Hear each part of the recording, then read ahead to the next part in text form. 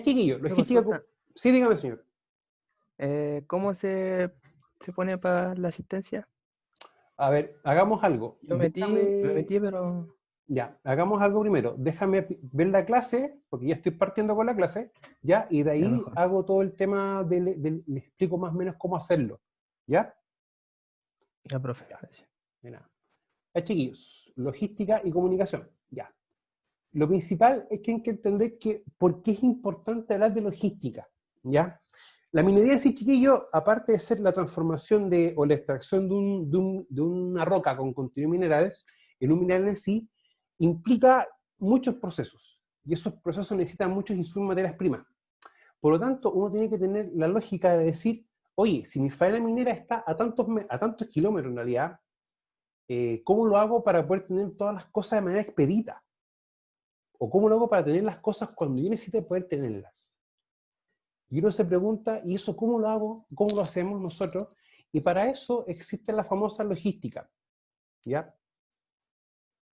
Muchas veces les va a tocar trabajar en faenas mineras que no están a 15, 20 minutos de una ciudad, están a 2, 3 horas, hasta 4 horas de una ciudad. Y uno se pregunta, oye, pero si estamos a 4 o 5 horas, ¿qué pasa con el combustible? ¿Qué pasa con los explosivos, por ejemplo? ¿Qué pasa con las herramientas? ¿Qué pasa con los insumos? Uno se hace esa pregunta. Por lo tanto, uno tiene que empezar a darse cuenta de que uno va a tener que tener almacenado ciertos elementos en la empresa, ¿ya? En una bodega, por ejemplo.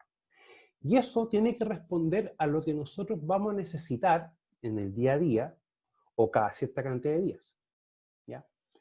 Por lo tanto, hay un elemento principal y una palabra principal, que para mí es la famosa planificación, ¿ya?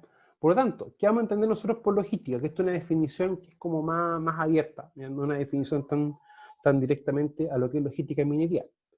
Dice, como una actividad cuyo objetivo principal es la planificación y gestión de todas las operaciones que están directamente relacionadas con el flujo de materias primas, productos semielaborados y productos terminados, desde su origen hasta el consumidor final. O sea, todas las actividades que en el fondo nos permiten poder tener a nosotros, como consumidor final, un insumo o un producto, ¿ya? Por lo tanto, cuando uno habla de planificación, uno tiene que preguntarse, ¿qué es lo que hago y qué necesito para hacer eso? Por lo tanto, siempre vamos a tener elementos críticos, que para mí en minería, combustible, si tenemos una faena en minería subterránea o a rajo abierto, necesitamos tener un proceso de remoción de material en gran volumen. Y para eso, ¿qué necesito? Explosivo. O sea, otro segundo elemento más. Si tengo personas trabajando en faena, lo más probable es que tenga un campamento. Por lo tanto, también debo tener considerado lo que es alimentación. Si no tengo agua potable cercana, debo tener un sistema de abastecimiento de agua. Por lo tanto, también debo tener un camión de aljibes que me transporte agua y un sistema de almacenamiento de agua. Entonces, uno empieza a darse cuenta de que los elementos principales de trabajo, como combustible, agua, alimentación, ¿ya? Van a ser los elementos que uno siempre debe tener contemplado en toda empresa minera, o en toda faena minera, ¿ya? Siempre y cuando, si estamos trabajando, por ejemplo, dentro de un radio urbano cerca de una ciudad, lo más probable es que lo que es agua, luz, combustible, sea de más fácil llegada, ¿ya? Por lo tanto, es importante que siempre sepamos lo que hacemos y qué necesitamos para poder hacer tal ejercicio. Ahora, la logística, su actividad desempeña un papel fundamental en la gestión de las actividades de almacenaje y transporte, ya que estas sirven de enlace entre los centros productivos y los mercados que están separados por el tiempo y la distancia.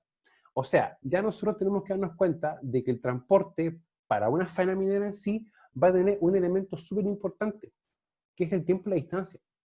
En el video hice un ejemplo de que qué pasaba si nosotros necesitamos comprar, por ejemplo, un elemento que quizás no está en la ciudad cercana, está en otra región o en otra ciudad de otra región, por ejemplo Santiago, ¿ya? Y eso pasa mucho, chiquillos, por ejemplo, con los elementos para hacer perforaciones. Todo lo que son los aditivos, ciertos lubricantes, por ejemplo, o lo que es maquinaria pesada, específicamente con los elementos de una excavadora, por ejemplo, de un BAL, de un cargador frontal, o una excavadora, que son, por ejemplo, las calzas y las punteras, que son elementos de desgaste de un equipo mecánico. O sea, algún elemento que sale de repuesto, ¿ya? Eso, chiquillos, es bien importante darnos cuenta que muchas veces el proveedor quizás no está en la ciudad, está en otra región, en otra ciudad. Por lo tanto, nosotros también debemos contemplar o entender que oye, si tengo 10 cargadores frontales y necesito 100 calzas que duran un mes, tengo que tener repuesto para esas 100 calzas que necesito cambiar. O esas 50 punteras, por ejemplo.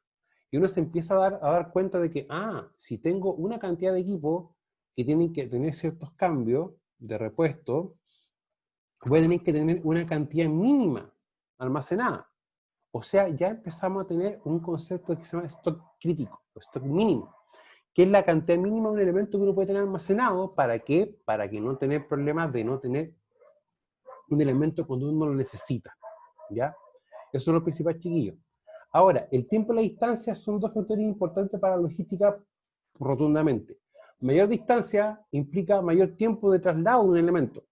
Se demora más en llegar. Y aparte, la distancia también va a implicar algo muy específico, que va a ser incrementar el precio de un producto. Entre más lejos está, más caro es que llegue a tu lugar de trabajo. Ahora, el proceso logístico va a tener siempre dos etapas principales. Una que es el canal de aprovisionamiento y un canal de distribución. Canal de aprovisionamiento. En este canal, los productos son trasladados desde el centro de extracción hasta el almacén de distribución o fábrica.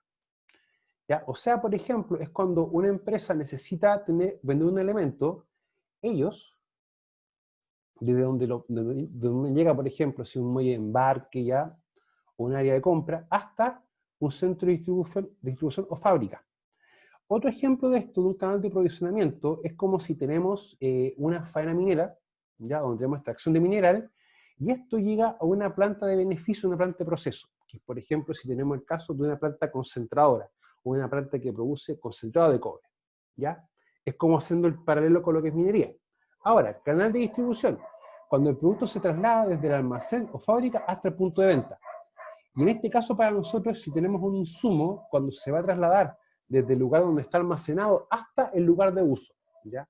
Por lo tanto, nosotros vamos a darnos cuenta que quizás va a llegar un elemento a una bodega, pero ese elemento en la bodega debe ser trasladado a otro elemento, a otro lugar de la empresa en realidad, a otra área.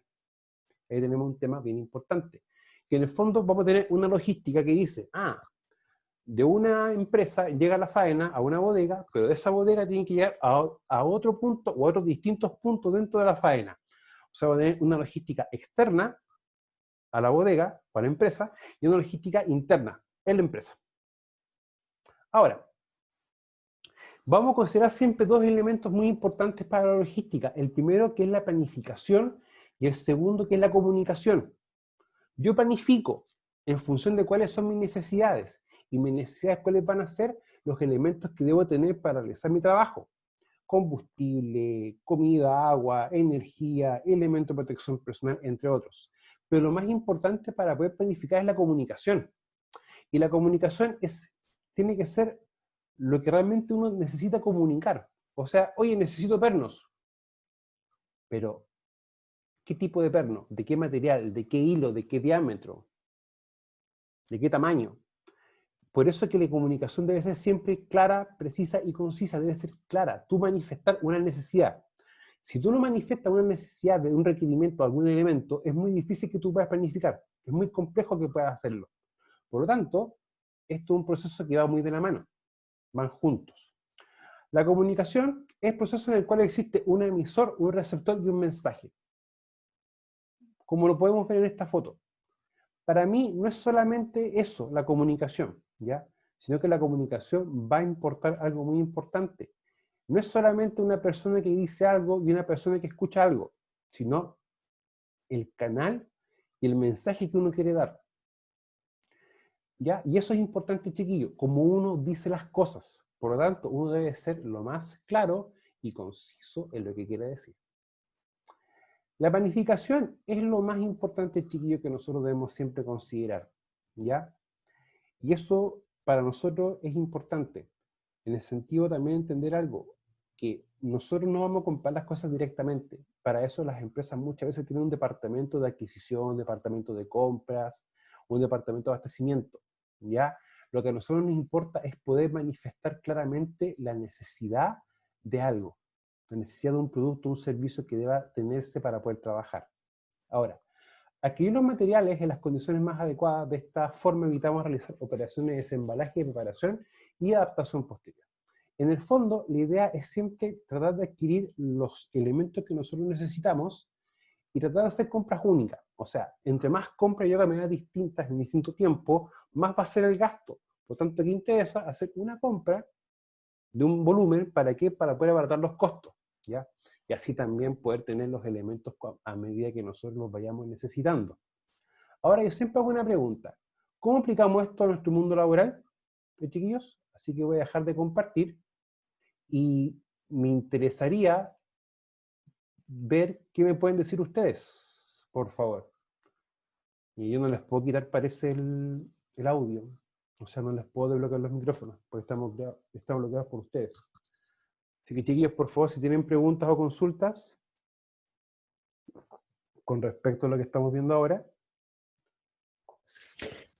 O sea, en cada, profe, buenas Sí, tardes. buenas tardes. En cada trabajo ¿Mm? se planifica de acuerdo a una jefatura, ¿cierto? Sí, Como usted dijo, el proceso fue de jefatura, y la última persona, digamos, un tornero, vamos a poner un ejemplo, necesita sí, un material, se sí, lo pide al escalafón hacia arriba. claro.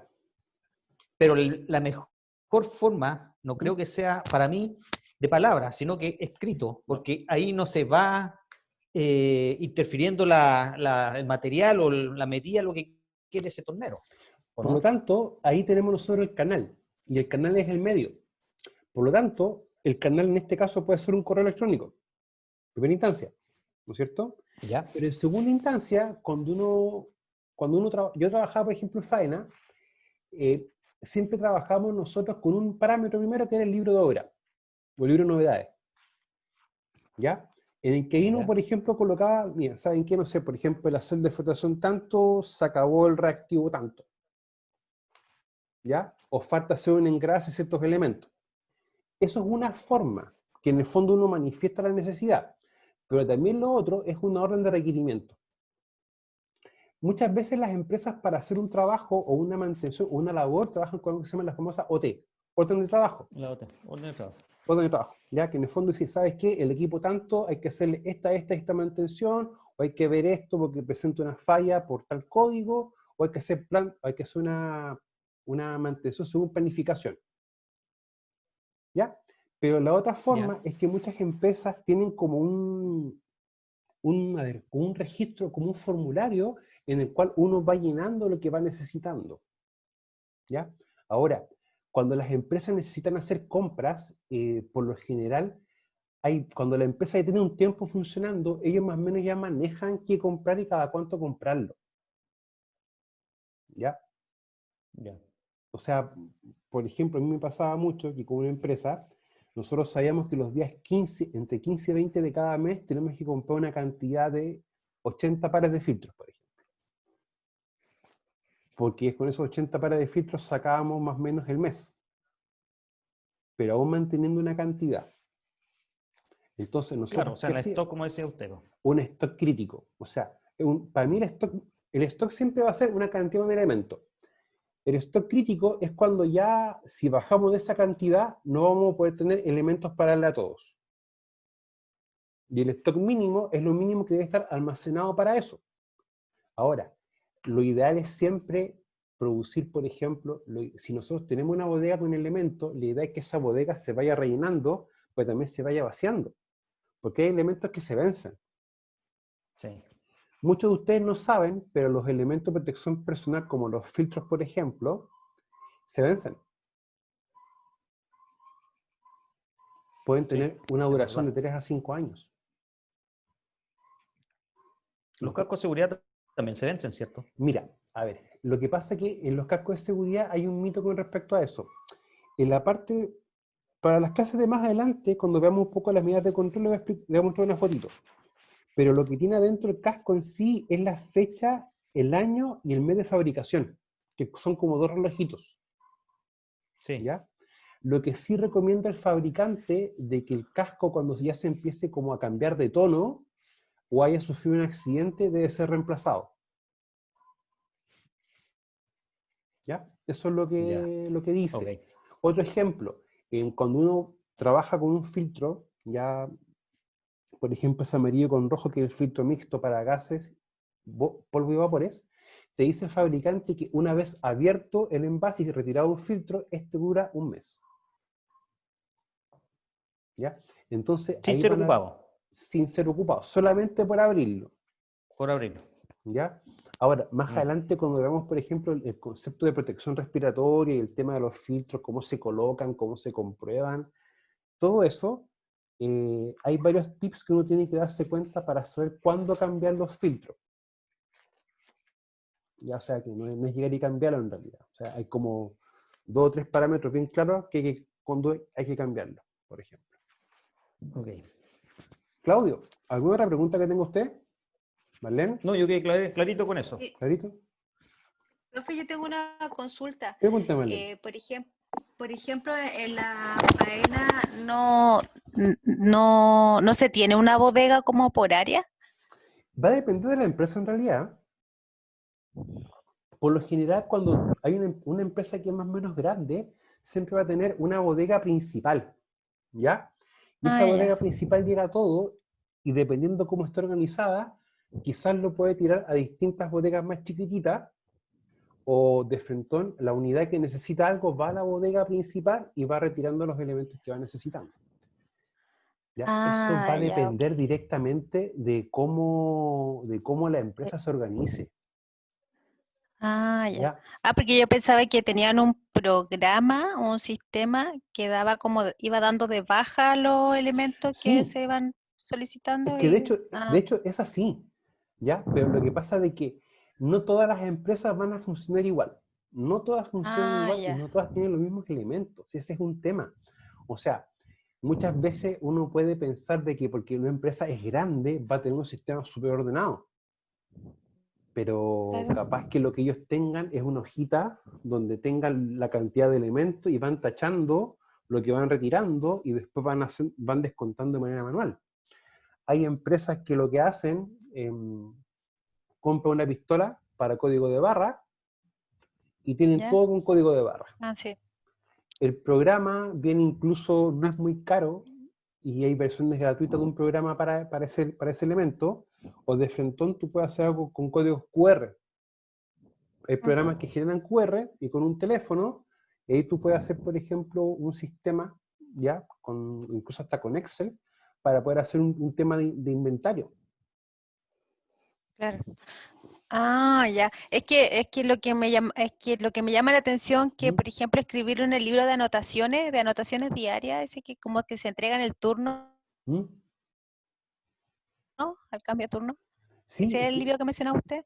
¿Se claro, puede perder la información o no? exactamente. Y de hecho, a mí me tocó ver casos de que libros así desaparecían completamente o le sacaban hoja incluso a los libros. Claro.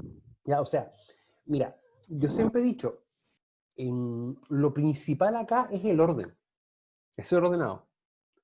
Eso es lo principal. O sea, la idea siempre es saber lo que uno tiene y lo que va necesitando. ¿Ya? Por eso es importante ver bien lo que uno hace y con qué lo hace y qué necesita para hacerlo.